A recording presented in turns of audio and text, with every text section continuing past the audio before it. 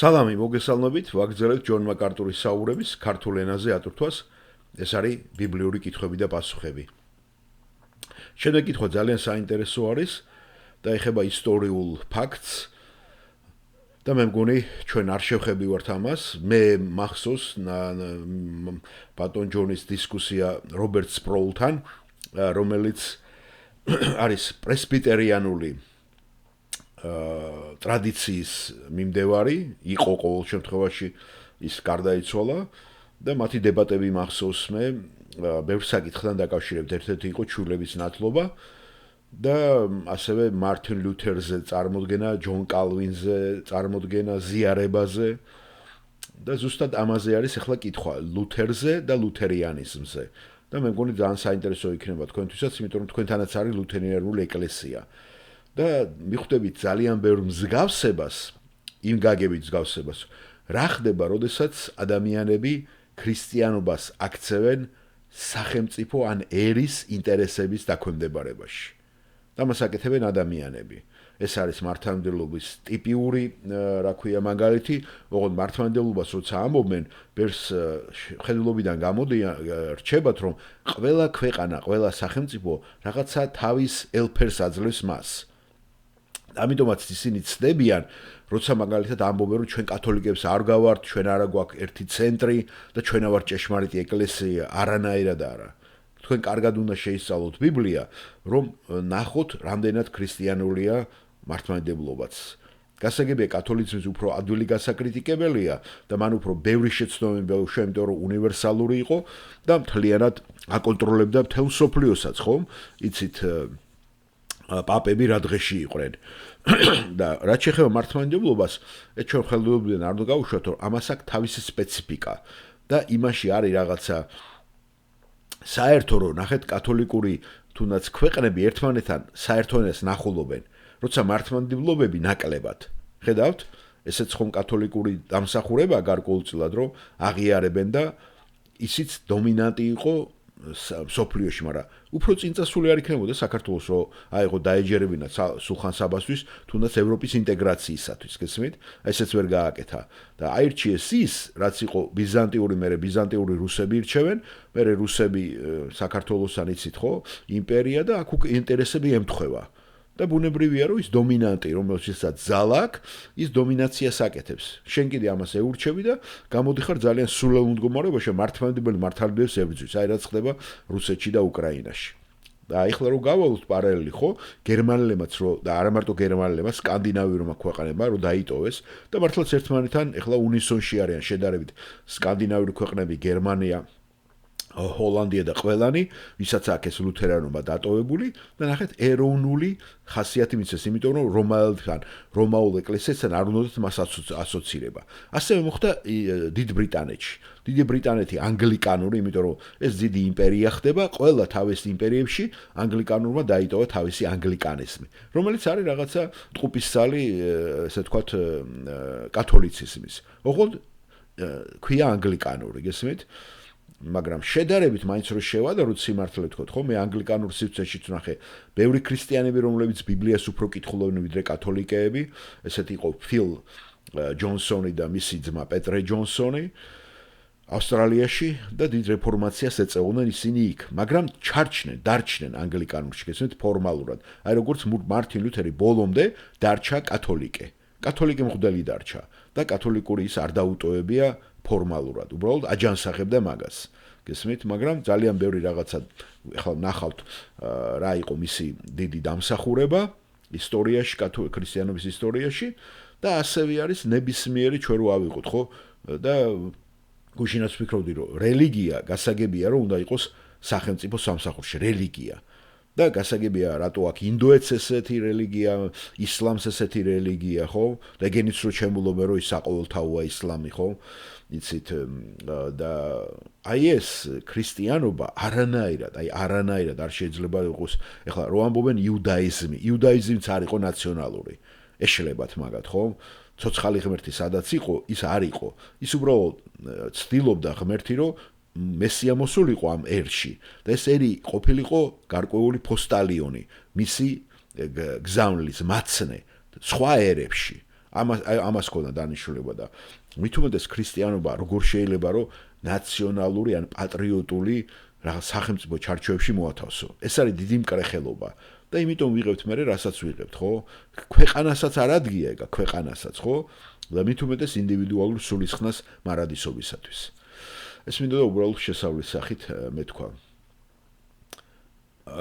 კითხვას ესეოს, გამარჯობათ, მე მქვია ლინი, მე ესე დავასათაური, რა სიტყოდით მარტინ ლუთერზე, ესე პიროვნებაზეც და დღევანდელ ლუთერანულ ეკლესიაზე. ესეთი ფორმულირება გავაკეთე. გამარჯობთ, მე მქვია ლინი, ქალის სახელია ეს და მე ვსწავლობ Call State Northridge-ში. ალბათ ეს უნივერსიტეტი ან სასწავლებელი და მე ვცდილობ დავასრულო გარკვეული საშინაო დავალება, რომლის ვადაც ხვალე მეწურება. და ჯონ მაკარტური დიახ, ყურადღებთ გისმენთ. ჩემი ნაშრომი არის ლუთერიანიზმის შესახებ და მე ვარ უკვე ჭეშმარიტი მორწმუნე. და ეს კითხვაც ამიტომ დავწერ რომ არ დამვიწყებოდა. ნუ ნერვიულობთ, გააგრძელეთ გისმენთ. მე ლუთერანულად გავიზარდე.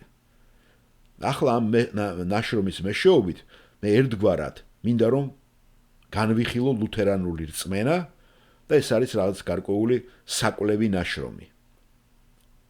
მე მინდა გამოვიძიო თუ რამდენად შეესაბამება ლუთერის ეს მოძღვრება, ლუთერის ეს ეკლესია განსაკუთრებით ბიბლიასთან მიმართებაში ნათლობაზე და ზიარებასთან დაკავშირებით. ასე რომ პირველ რიგში მაინტერესებს ლუთერი. საინტერესოა, გთხოვთ გააგრძელოთ. ეთქობა ქალბატონი ნერვიულობდა, ლუთერი ღმერთის კაცი იყო და ლუთერანული ეკლესია დღეს ნამდვილად მისდევს მის სწავლებას. რატომ არის ლუთერანული ეკლესია დღეს ასე ლიბერალური და ასე ჩაბმული ადამიანურ ტრადიციებში? რაღაც ძალიან აქტუალური კითხვაა, მართლმადიდებლობასაც როგორ ეხება, ხო ეს? ჯონ მაკარტური პასუხობს. მარტინ ლუთერი დღეს რომ ცოცხალი ყოფილიყო, მე დარწმუნებით შემიძლია გითხრათ, რომ ის არ იქნებოდა ლუთერანული ეკლესიის უმრავლესობის მომხრე და წევრი. ასე რომ ჩვენ არ გვინდა დავადანაშაულოთ ის იმაში, როგორებიც ისინი დღეს არიან. ისინი ძალიან შორს წავიდნენ ლუთერანული თეოლოგიიდან. ისინი სრულიად სხვა მიმართულებით წავიდნენ და განვითარდნენ. პირველ რიგში ეს მინდა რომ აღვნიშნო. ეხლა მოდი დაუბრუნდეთ მარტინ ლუთერს, თავად პიროვნებას. მარტინ ლუთერი აშკარად იყო ღვთისმსხებული კაცი და ეს იყო მრავალი თვალსაზრისით, მრავალი კუთხით. ისე უნდა ვიცოდეთ, რომ არც ერთი ადამიანი არ ყოფილა და ვერ იქნება მთელი სიმართლისა და სიწმინდის წყალსაცავი.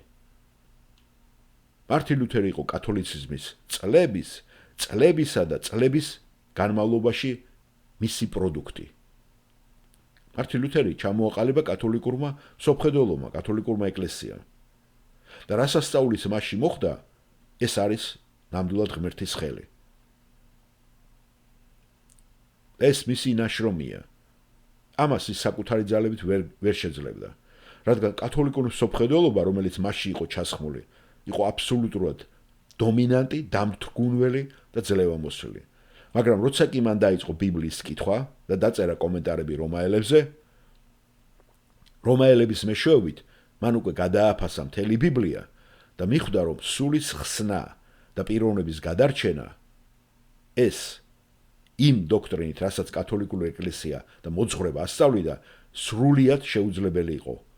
იმიტომ რომ კათოლიკურ ეკლესიაში ეს სულისხნა გზა იყო გამრუდებული და გზასაცდენილი. რადგან ისინი ასწავლიდნენ სულის მარადილ ხსნას ადამიანური ძალებით და საკუთარი კეთილი საქმეებით. და მას შეზულდა ეს. ისინი პირდაპირ გაგებით კათოლიკეები, რაც დააფიქსირა მარტინ ლუთერმა, ზეცისაკენ მიმავალ გზას ყიდულობდნენ ინდულგენციებით და კეთილი საქმეების მეშვეობით. ასე რომ მარტინ ლუთერი ძირითადად გამოიყენა ღმერთმა, რათა შეემუშავებინა ის, რასაც ჩვენ თეოლოგები უწოდებთ სოტერიოლოგიას, ანუ ხსნის დოქტრინას. გასაგებია, ეს იყო სოტერიოლოგი. ამ საქმის ჭეშმარიტება მარტინ ლუთერი რეფორმაცია ჭეშმარიტად იყო სოტერეოლოგიური რეფორმაცია.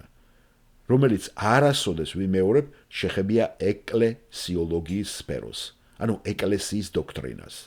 და ამიტომაც ლუთერიანიზმის კერამ და ეს იყო იცით გერმანია, რომელიც მერე სრულიად ლიბერალური გახდა და ჰიტლერის მსგავსი კაციც კი წარმოშვა. იმის გამო რომ მიუხედავად იმისა, რომ მისი სოტეროლოგიური სოფხედველობა და დოქტრინა იყო სწორი, ეკლესიური დოქტრინა და სისტემა არასოდეს ყოფილა ბიბლიური ამ კუთხით. და მან სამწუხაროდ ვერ იცოცხლა დიდხანს, რათა ესეც გადაეფასებინა. ფაქტია, რომ ღმერთმა მაინც შეძლო ამ კაცის გამოყენება და ეს მიმართულება იყო ერთი მხარე. ერთ ბრძოლისთვის გამოიყენა ერთი მიმართულებით ღმერთმა იგი. ბაბუა ჩემი ამბობდა, მე არ დამავიწყდება, თუ შენ ცხოვრებაში ერთ რამეს მაინც კარგად გააკეთებ, იცოდე რომ ძალიან ბევრ ადამიანს აჯობებო. და ეს მართლაც რომ ასეა. და მარტინ ლუთერმა ეს ერთი დიდი რამე გააკეთა, რაც ეხება სულის ხსნის დოქტრინას, ძალიან კარგად, რწმენის მეშვეობით, მადლის ხსნის დოქტრინის გაგება. მართალი იცხოვრებს რწმენით. ხო მართალია? და მხოლოდ მარტო ეს დოქტრინა ჩვენ უნდა მივხვდეთ, რომ ვერასოდეს მოახდენდა გავლენას თელ ეკლესიოლოგიაზე და თელ სისტემატიურ ამ ეკლესიის ჩამოყალიბებაზე. ის ვერასოდეს ვერ მოახდენდა გავლენას ეკლესიაზე მის ყველა ფართო დიაპაზონის კუთხით და განსაზღვრებაში. და შესაბამისად ამ სისტემაში არ არსებობდა მისი დაშლის პოტენციალიც. და მოგეხსენებათ მარტინ ლუთერი არც კი გამოსულა კათოლიკური ეკლესიიდან. ის კათოლიკე დარჩა, ის კათოლიკე მღვდელი იყო და ასე დარჩა სიცოცხლის ბოლომდე. ასე რომ ჩვენ არ გვინდა დავადანაშაულოთ ლუთერი იმაში, რაც ხდება დღეს ლუთერიანულ ეკლესიაში. ლუთერმა გააკეთა ის, რაც ლუთერმა გააკეთა ამისათვის და ჩვენ ყველანი შეგვიძლია მადლიერები ვიყოთ ამ საქმისათვის. და იმ ადამიანებს, რომლებსაც ესმოდათ ლუთერი, ესმოდათ რომ ის სულის ხსნაზე რაღაცას ამბობდა, რაც სხვა დროს არავის ვიმეორებ, არავის კათოლიკურ ეკლესიის გამოცდილებაში არასოდეს არ დაუფიქსირებია და არ უთქვია. ახლა ყოველივე ამის თქმის შემდეგ მნიშვნელოვანია რომ აღნიშნო, რომ ლუთერის ძირითადი აქცენტი გაკეთებული იქნა სოტერიოლოგიაზე და სხვას ის არასოდეს არ შეხებია. ნამდვილად არასოდეს არ ყოფილა მისი მცდელობა, რომ სხვა რაღაცასაც შეხებოდა. ასე რომ, როცა ლუთერანული ეკლესია განვითარდა, მისი მიმდევრები, მასში ეს რაღაცა ხარვეზები და სუსტი მხარეები ჩაშენებული იქნა. და ორი მათგანი თქვენ უკვე დაასახელეთ. ეს არის ბავშვების ნათლობა, ჩვილების და ეს არის ზიარება. მათ ვერასოდეს დაძლიეს ჩვილების ნათლობის საკითხი. ისინი ვერასოდეს გამოვიდნენ ამისაგან. და არასოდეს რატომღაც არ მიყვებოდნენ ბიბლიის ლოგიკურ დასკვნას. და რასაც ლუთერი ასწავლიდა სინამდვილეში, ლუთერის მიდგომა ბიბლიასთან ესეთი იყო, სულის ხსნის საკითხთან. და როცა ისინი გადავიდნენ უკვე ამ საკითხებზე, დატოვეს ესე. და დღეს არიან ბევრი ლუთერანები, რომლებიც ფაქტობრივად ლუთერთა უმეტესობა, მე ვფიქრობ, რომ ჟერად, რომ ცათა სასუფეველში მათი ადგილი ჩვილების ნათლობით მოიპოვება. და კითხვის დამსველი ლინიავოს, დიახ ასეა ჯონ. და მერე კი კონფორმაცია 10 თუ 12 წლის ასაკში, ჯერ ჩვილების ნათლობა დაბადების შემდეგ და მერე კი რაც კათოლიკეებს აქვთ იგივე და მერე კი 10 თუ 12 წლის ასაკში კონფორმაცია. დიახ კონფორმაცია ჯონ, სორია. და ჯონ მაკარტური აგზელებს. და ეს არის ის, რასაც ჩვენ უწოდებ საკრამენტულ საიდუმლო ქრისტიანობის პიროვნულ ქრისტიანობისგან განსხვავებით. ეს არის ის, რომ თქვენ იქ ხართ ზიარების გამო, საკრამენტების გამო. და მეორე რასაც აღნიშნე, ეს არის უფლის სუფრა, ტრაპეზი, ზიარება. ლუთერმა გარკვეულწილად კვანტური ნახტომი გააკეთა, რადგან კათოლიკური ეკლესია ასწავლიდა ტრანსსუბსტანციას, რომელიც ამბობს, ტრანსსუბსტანცია ამაში მდგომარეობს, რომ წირვა ლოცვაში, რასაც ისინი რაღაცა მასპინძლობას უეძახიან, თასი და პური, მღვდლის მეშვეობით, ფაქტიურად გარდაიქმნება იესო ქრისტეს სხეულად და სისხლად. იგივეა მართლმადიდებლებშიც, ალბათ იცით თქვენ. ასე რომ, როდესაც მას ეუნებოდნენ და ურჩევდნენ, რომ ეს საიდუმლო, ანუ საკრამენტული რიტუალი უნდა დაეტოვებინათ და ეს უნდა ყოფილიყო დაცული, ხოლო გადაეყარათ ყველა დანარჩენი. მაგრამ ამაზე აუცილებლად უნდა ეზრუნათ, რომ ეს დარჩენილიყო. იმიტომ რომ უდასტურებდნენ მას და არ წუნებდნენ, რომ ეს ნამდვილად ქრისტეს სხეული და სისხლეაო. ამაზე ძალიან გაბრაზდა ლუთერი და ის გადავიდა იმ ხედვაზე, რომელსაც ეწოდება კონსუბსტანცია, რომლის შესახებაც ალბათ ლინ თქვენც წაიკითხეთ. ლუთერმა თქვა, ზიარების დროს ადგილი აქვს მხოლოდ ქრისტეს სულიერ თანყოფნას და თანდასრებასო. ქრისტეს სულიერი სხეულია ამ თასში და პურშიო. და მე შემიძლია გითხრათ, რომ ესეც არასწორი იყო და არაფერია. მე არ ვიცი ეს რა არის, მაგრამ ეს იყო დიდი ნაბიჯი დაშორება იქიდან, სადაც კათოლიკეები იდგნენ. მაგრამ სამწუხაროდ ის ვერ მივიდა ახლოს იქამდე, სადაც დღეს ჩვენ ვართ, რაც ჩვენ გვწამს. სადაც ჩვენ ვამბობთ, რომ ეს ზიარება მხოლოდ და მხოლოდ მოგონება და გახსენება იმისი, რაც იესო ქრისტემ აღასრულა ჯვარზე. ეს დაგვიბარა მან მის გასახსენებლად, იმ აქტის გასახსენებლად, რაც მან გააკეთა ჯვარზე. და არა რაღაცა საიდუმლო საკრამენტად დატოვება ამისი. ასე რომ ჩვენ არ გვინდა დავადანაშაულოთ ლუთერი, ბევრ რამეში, მან გადადგა უზარმაზარი ნაბიჯი, ბნელი საუკუნებიდან გამოიყვანა ის თეოლოგია, რომელიც 500 წლიდან 1500 წლამდე, თითქმის 1000 წელი იყო სიბნელეში და მან დაწერა თავის თეზისები და მიაჭედა ვიტენბერგის ეკლესიის კარზე. ეს იყო უდიდესი გამბედული ნაბიჯი. გამოსვლა იმ ბნელი ხანებიდან ეს იყო მართლაც მასიური ნაბიჯი მისთვის. და ის წავიდა ისე შორს, რაც მას შეეძლო.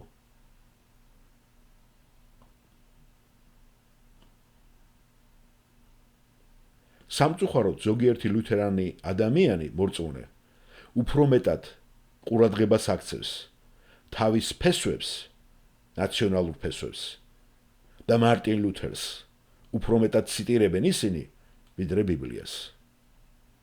და მომახსენე ამაზე მართლმადიდებელი ქართველები, რომ სუწმინდა მამებიდან მოყავთ, ვიდრე ბიბლიიდან.